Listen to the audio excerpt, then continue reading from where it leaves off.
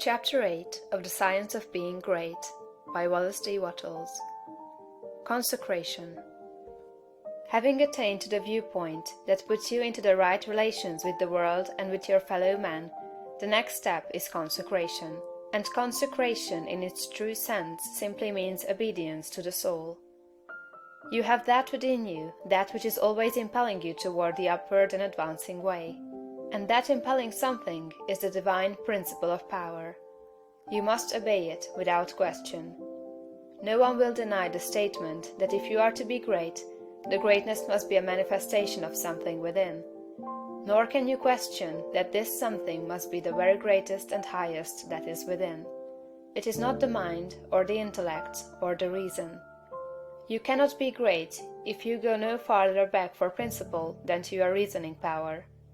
Reason knows neither principle nor morality. Your reason is like a lawyer, in that it will argue for either side. The intellect of a thief will plan robbery and murder as readily as the intellect of a saint will plan a great philanthropy.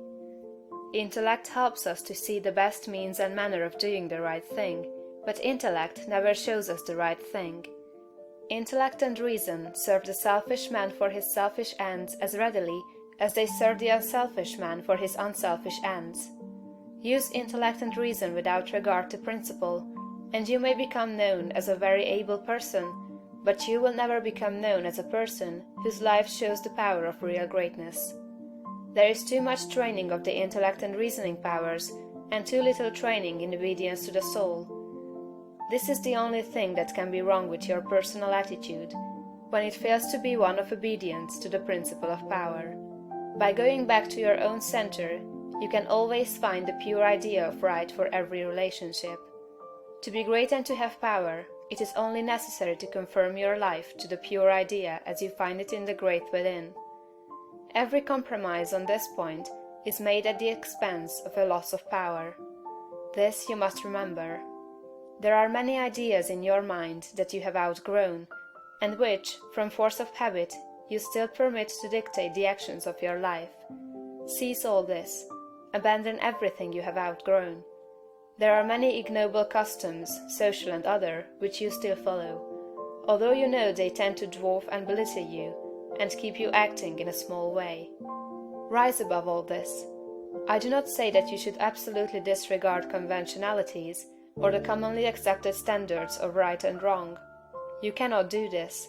But you can deliver your soul from most of the narrow restrictions that bind the majority of your fellow men. Do not give your time and strength to the support of the obsolete institutions, religious or otherwise.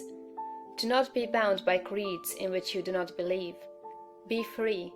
You have perhaps formed some sensual habits of mind or body. Abandon them. You still indulge in distrustful fears that things will go wrong, or that people will betray you or mistreat you. Get above all of them.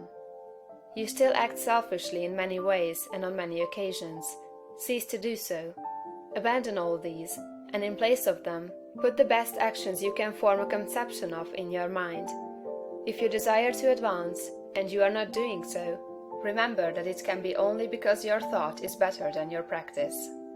You must do as well as you think. Let your thoughts be ruled by principle, and then live up to your thoughts. Let your attitude in business, in politics, in neighborhood affairs, and in your own home be the expression of the best thoughts you can think. Let your manner toward all men and women, great and small, and especially to your own family circle, always be the most kindly, gracious, and courteous you can picture in your imagination. Remember your viewpoint. You are a god in the company of gods, and must conduct yourself accordingly. The steps to complete consecration are few and simple. You cannot be ruled from below if you are to be great. You must rule from above. Therefore, you cannot be governed by physical impulses. You must bring your body into subjection to the mind. But your mind, without principle, may lead you into selfishness and immoral ways. You must put the mind into subjection to the soul, and your soul is limited by the boundaries of your knowledge. You must put it into subjection to that our soul which needs no searching of the understanding, but before whose eye all things are spread. That constitutes consecration.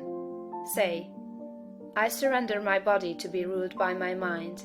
I surrender my mind to be governed by my soul. And I surrender my soul to the guidance of God.